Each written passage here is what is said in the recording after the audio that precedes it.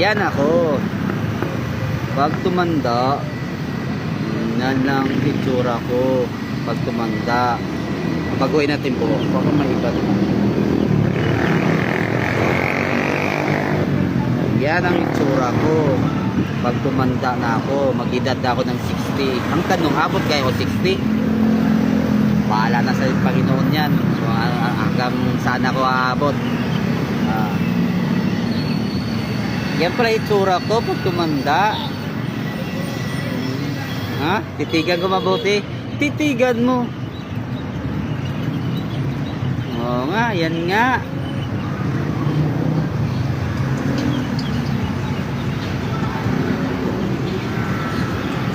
Yan nga, yan itsura ko pag tumanda, guys.